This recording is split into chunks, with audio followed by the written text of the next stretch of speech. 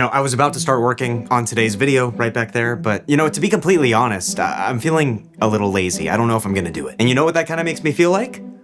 Congress. What if I told you that this Congress, already most of the way through their term, has passed the fewest laws of any Congress in modern American history? When I found this out, to be honest, I wasn't entirely shocked, but I was kind of shocked. I mean, we've had some real do-nothing Congresses, but to be honest, the thing that really shocked me is that this Congress is entirely controlled by Republicans. While they have all this power, shouldn't they be, I don't know, passing Republican laws? That is before they lose Congress in the midterms, right? What's going on? I think when this trend first started taking shape, at the beginning of Trump's second term, it set off alarm bells in certain circles, right? The president was signing executive orders left and right that seemed to defy the collective understanding of the Constitution, and the Supreme Court turned the other way and approved most of it on a shadow docket. All the while, Congress was nowhere to be found. Congressional Republicans, clearly scared of a Republican primary challenge if they defied the president, did nothing to assert their power over the executive branch. And as a symptom of that,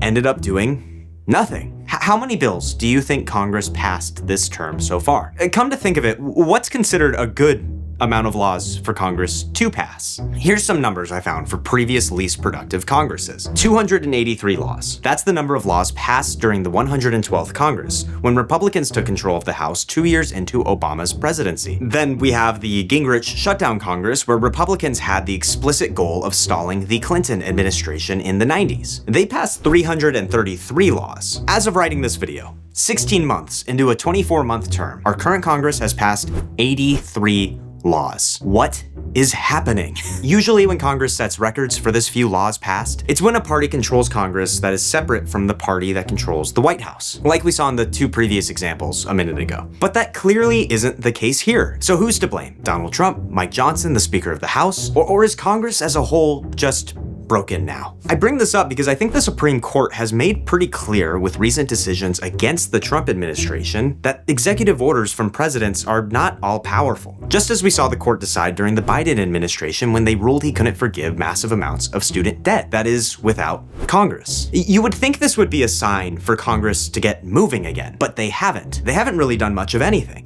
If I were a congressional Democrat right now, I'd be very happy with how things are going. After all, executive orders from the president can be undone the second a Democrat takes office, which increasingly looks likely to happen in 2028. But what about congressional Republicans? Surely they took up this job to actually pass some Republican laws, right? Republican Representative Thomas Massie of Kentucky told Axios recently that Mike Johnson had, quote, squandered Republicans' opportunities to move their agenda through the House. That is, while controlling the House, Senate, and White House. Another Republican of the House, Kevin Kiley of California, said, quote, this has not exactly been the finest hours for the US House of Representatives. Over the last several months, the House has been missing in action in a lot of ways. If I were a Republican in the House, I'd be pretty distraught right now. After all, the last time Republicans actually had congressional power in Washington was over 6 years ago. And it will probably be at least another 6, maybe 10 years after this Congress before there's a chance of a unified Republican trifecta in government again. If you can't get anything done now, maybe you never will. And I think that's the reason you're seeing a record number of Republicans retiring or leaving Congress. 35 current House Republicans won't be on the ballot in November, and 7 Republican senators. And we're not just looking at old Republicans retiring. The average tenure this term of retiring Republicans is just 5 terms, which means there are a lot of mid-career members bailing out. We're talking about 18 subcommittee chairs and 3 full committee chairs among this group. Basically, this means Republican representatives with real power are just walking away from Congress. And before you think these Republicans are just leaving the House of Representatives to move up the ladder, you'd be wrong. Over half of retiring Republicans are running for state and local office, not the Senate, which is a break from previous trends. I don't think we see this being talked about enough. I think this quote here from Republican Representative Darrell Issa of California paints the sentiment perfectly. Quote, it is no secret that I've been frustrated, at times disgusted by the hyperpartisanship in Congress. In the last year, it's led to the longest government shutdown in US history, a massive increase in healthcare costs, and of course, a pointless redistricting war. I bring all this up because it opens up a very important door for Democrats. The Republican Party under this second Trump administration is showing very little intent on using the powers of Congress while they have it. Their actions recently have suggested to me that they planned on having the presidency for a long time. And I think the winds have shifted in the opposite direction. If Democrats can learn from this mistake in 2028, they can make some real, lasting change. I think we spend a lot of time on this channel talking about what systems are broken and how people can push for change, but honestly, it's easy to feel like an individual can only do so much against these massive issues. That's why I joined Planet Wild, who are doing something I think is really worth knowing about. It's a community of over 20,000 people, including myself, who each put in a few dollars a month. And think of it like crowdfunding, but for the planet. Every month, that money funds a brand new conservation mission somewhere in the world. Every single mission is documented on video on their YouTube channel, so we can actually see what our money achieves within 30 days. Like this month, they're literally buying a cloud forest in Colombia to protect it. And before that, they helped build a biodiversity corridor across South America and funded soil restoration in Kenya that's projected to capture over 2 billion extra liters of water over the next 20 years. I became a member because I find myself spending so much time covering what feels like an endless cycle of bad news,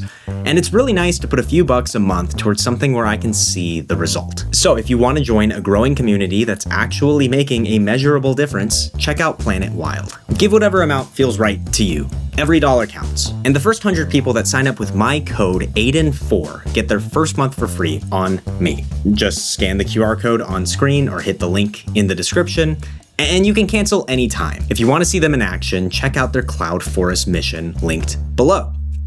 So how did all this congressional stalling even start? We have to look at the number one culprit, the executive order. Now, in case you need a refresher from high school government class, an executive order is a signed, written, and published document directly from the President of the United States that manages the operations of the federal government. Now, these directives have the force of law, but are subject to the review of judges, and they tend to be overturned if they clash with the constitutional powers bestowed on the president. Now, something I think is important that goes underlooked a lot of the times is that throughout most of American history, these orders were used frequently by presidents to get the government working on things they couldn't convince Congress to do. I think there's largely a media narrative that recent presidents have been using executive orders more often, but that's actually untrue. Until now, that is. Let's look at some presidents from the history books. Bill Clinton signed 364 orders across 8 years. That's about 46 a year. Eisenhower in the 50s signed 484 across the same 8 years. That's a pace closer to 60 a year. And FDR, across his 12 years in office, signed, get this,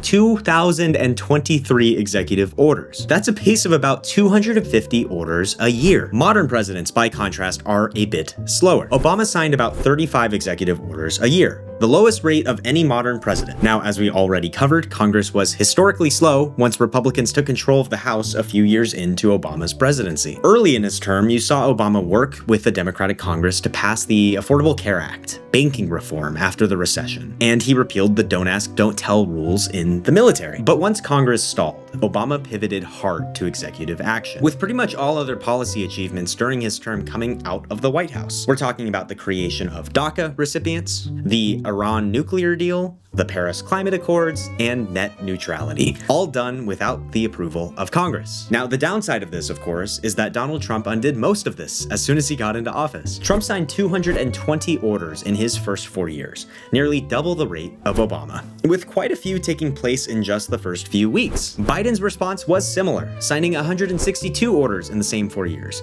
slightly slower than Trump, but with a similar goal in mind: undo the previous guy's stuff and reinstate the stuff from before that I like. And this led to Biden signing 7 executive actions on day 1, a record at the time. This included rejoining the Paris Climate Accords, undoing the Muslim travel ban, and freezing funding on the border wall with Mexico. Now, if you're a Democrat seeing this, it feels good for a minute, but, well, you know what happens next.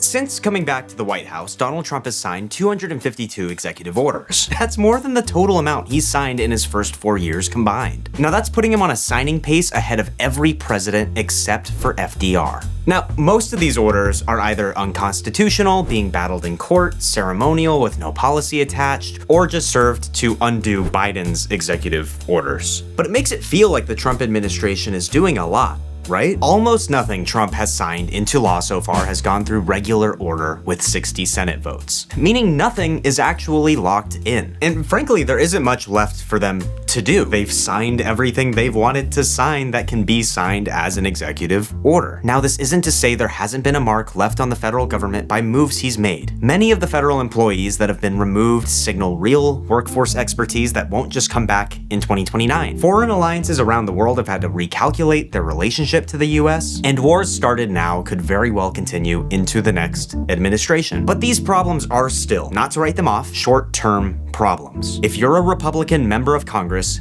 you know this. I'd argue it's one of the most unspoken rules in Washington right now. And yet there doesn't seem to be any plan to change this. Instead, the House of Representatives has been embroiled with votes on the Epstein files, government shutdowns, and the removal of a near record number of representatives for ethical violations. It would be a slam dunk win for this Congress to pass, say, an ethics bill, banning representatives from trading stocks. This would be a widely popular bill with the American public, and yet neither party wants to take the win when they hold power. The Democrats didn't do it in 2021, and the Republicans aren't doing it now. Assuming the Trump administration continues to wane in popularity in its twilight years, big things will get harder to do. They will not have the political capital to get things done in Washington, nor congressional support. The biggest piece of legislation passed during the Biden administration mostly happened by this time in his presidency. And most of those laws are bulletproof from this administration, despite what the media may claim. I'm talking about 3 laws that don't get a lot of coverage, but are so important. The first is the American Rescue Plan. This was passed by Congress months into Biden's term. It provided a bunch of one-time spending, sort of with the idea of bolstering the economy as it came out of the pandemic. Now, this was passed on a party line vote as a reconciliation bill, similar to the Big Beautiful Bill, but all the funding was stacked so that nearly all of it would be spent before Trump took office again. The second was the Infrastructure Investment and Jobs Act. Now, this one was passed by the Senate with 69 votes, and it was done less than a year into Biden's term. Democrats used leverage at the time to bring Republican votes onto an infrastructure spending bill worth approximately $1.2 trillion.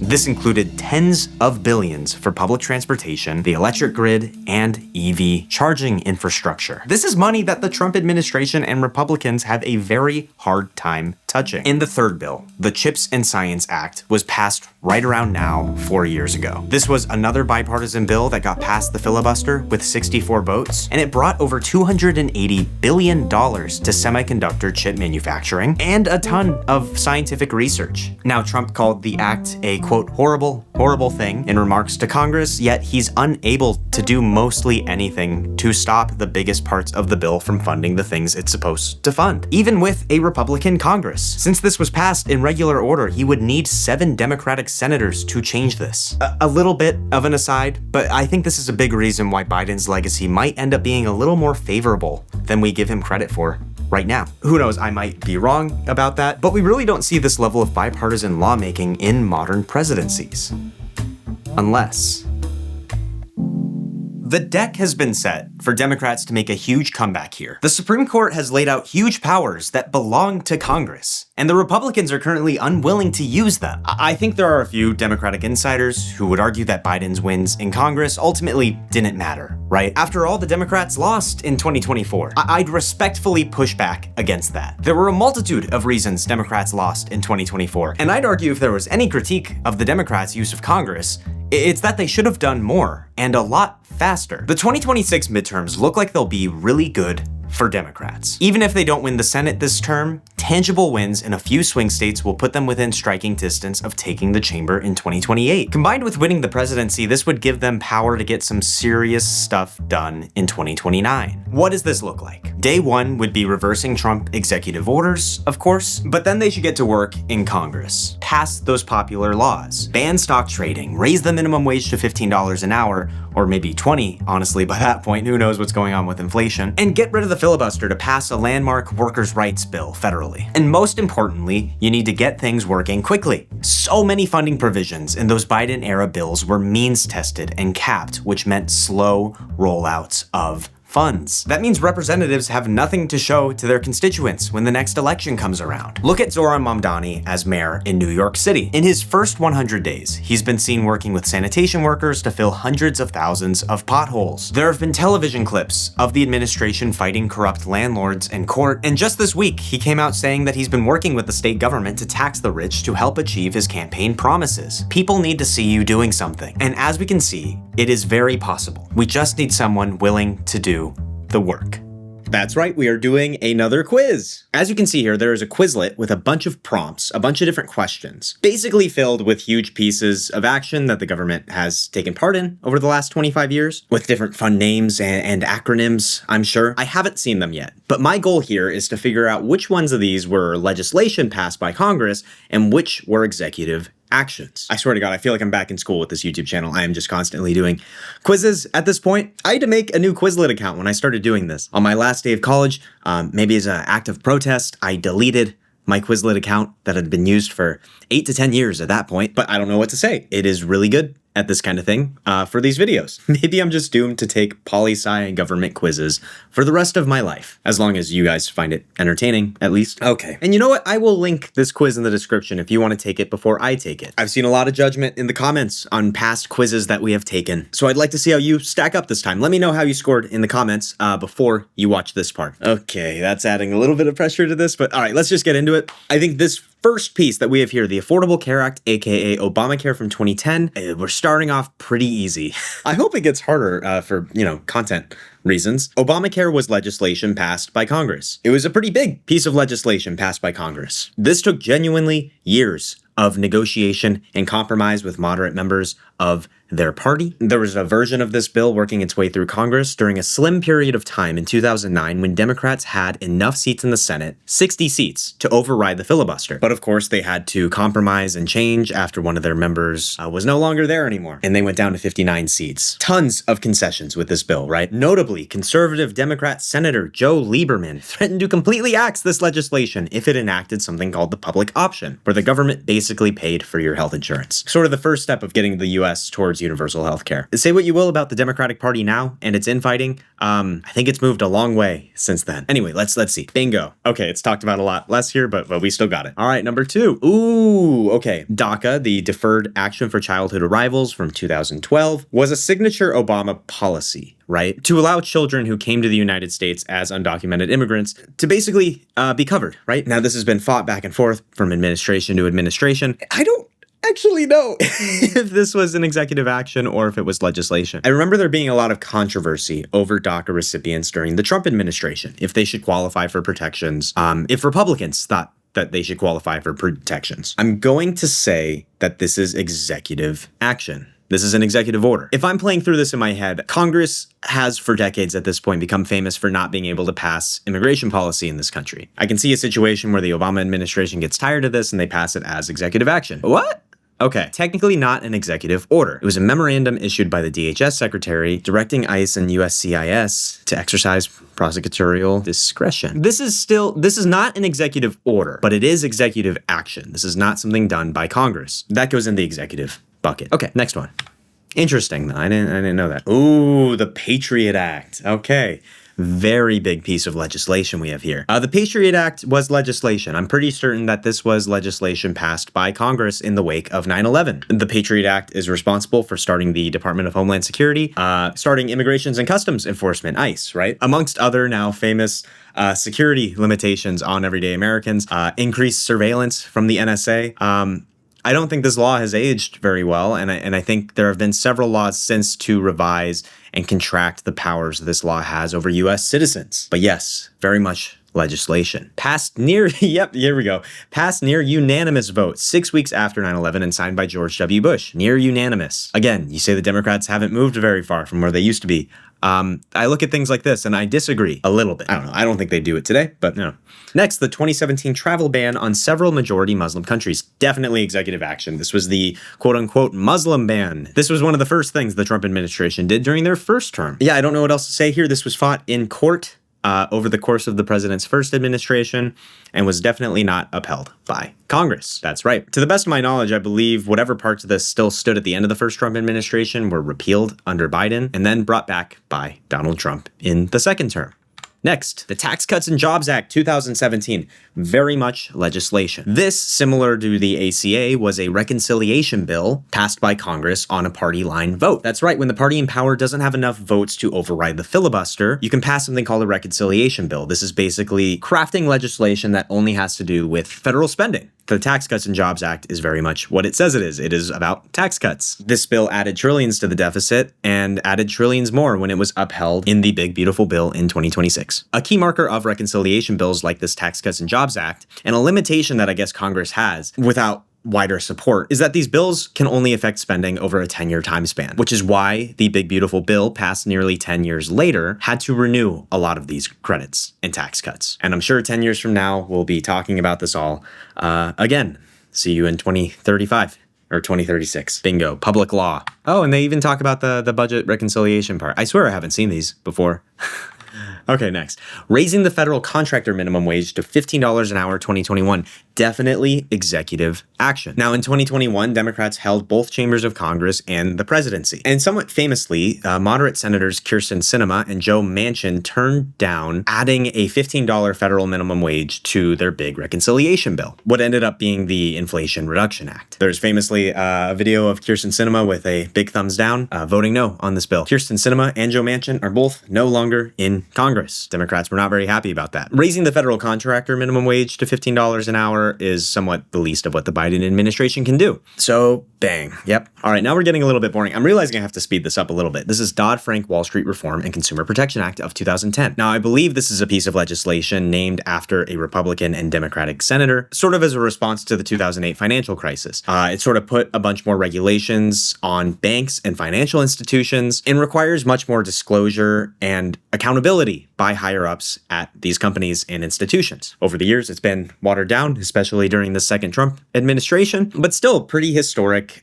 financial regulation in the modern age. Yep, there we go. Yep, public law. Next. Oh, now we're getting ads for Quizlet. Maybe we don't use Quizlet. Oh, it's fine. Okay. U.S. withdrawal from the Paris Climate Agreement, 2017. This was a Donald Trump executive order. Famously, when Biden entered office after Donald Trump, he put us back into the Paris Climate Agreement, and then we were removed from it again during the second Trump administration. The Paris Climate Agreement, if you don't remember, is sort of a global initiative to cap carbon emissions below a certain amount. It's not legally binding or anything. It's I'd argue more symbolic than anything else. But yeah, we withdrew from it, and that was at the discretion of the president. There we go. Executive agreement, not a treaty. Okay, yeah, interesting point here. If we signed a treaty for the Paris Climate Agreement, which needs to be ratified by the Senate, the president could not pull out of this treaty. Now, in case you're wondering, when Obama originally put us in the Paris Climate Agreement, why didn't the Senate approve and ratify a treaty? Well, the Senate ended up being controlled by Republicans, I believe, at the time that the Paris Climate Accords were ratified. And it wouldn't have mattered because you need 2/3 of the Senate to agree to ratify a treaty. That is 67 senators, a very high bar. That's how many senators you need to impeach a president. Okay, next. The Inflation Reduction Act 2022. We've talked about this enough in this video. This was the Democrats' reconciliation bill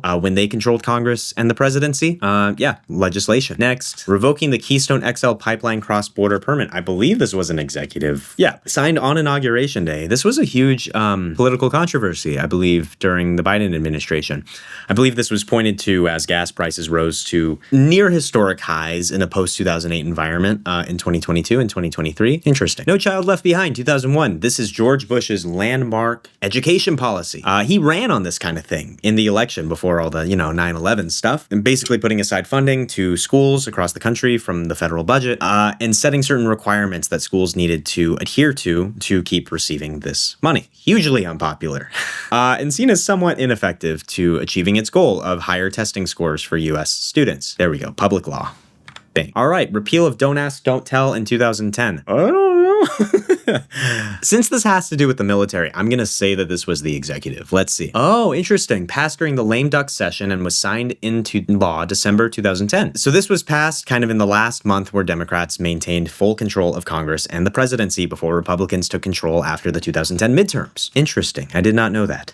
Chips and Science, I believe that's the first wrong answer. All right, next, Chips and Science Act 2022. This was legislation passed by Congress. The CHIPS Act, I believe, was one of the most important bills passed during the Biden administration. I'm filming this before I finish the script for the video. I hope we talk about this at least a little bit. Yeah, no, you know what? I'm making a note. We're talking about it in the script. You're gonna see this and it's gonna trip you out because you've already seen it. It's like Inception. There we go, public law. All right, Biden's plan to forgive $20,000 in federal student loan debt for Pell Grant recipients 2022. Again, we talked about this in the video, and it kind of gives it away in the description of what's happening here. This was clearly a executive action attempt by the Biden administration, sort of in the same way we see DACA working within the Department of Homeland Security earlier. This would have used the Education Department to forgive loans at its own discretion using a law passed in the wake of 9/11. Yes, the HEROES Act, that was the thing after 9/11. Yeah, it did not work. The Supreme Court overruled the president's power to do this. Final one, Respect for Marriage Act 2022. This was federal legislation. I believe the Respect for Marriage Act was primarily concerned with what a Supreme Court would do if they overruled Obergefell v. Hodges, which is the landmark legislation that legalized same-sex marriage nationwide in this country. In the same way abortion was protected federally by Roe v. Wade only, I think there was a lot of growing pressure from somewhat both sides of the aisle by 2022 to codify the rights of married gay couples into law in the event that a future Supreme Court decision overruled on Obergefell v. Hodges. Okay, yep, public law. Okay, I'm going with 14 as my score here. Man, we've been talking about this for a while at this point. I don't know how long this section is going to end up being. I've been recording this for like 20 minutes. Anyway, again, let me know your scores down below. This was fun. Let me know if I should do this again. And of course, before I go, don't forget to go to Planet Wild and use my code Aidan4 to get your first month for free. And if you want to see Planet Wild in action, watch their latest mission right here. They bought a cloud forest. That's right. All right, that is all I have. See you in the next one. Bye.